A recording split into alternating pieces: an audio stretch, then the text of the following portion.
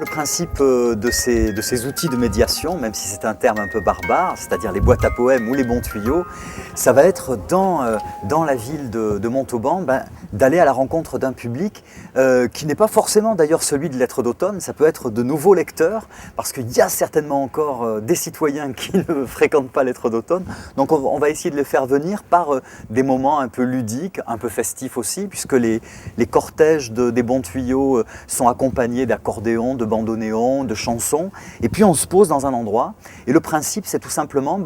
de proposer de se mettre à l'écart des turbulences urbaines, et avec un casque sur les oreilles, d'être aux prises avec la voix d'un acteur qui nous donne un extrait de littérature d'aujourd'hui. À partir de 10 heures du soir, le tapeur de tuyaux commençait à frapper, selon un rythme imprévisible, les conduits de chauffage, de sorte que le bruit se répandit dans tout le bâtiment.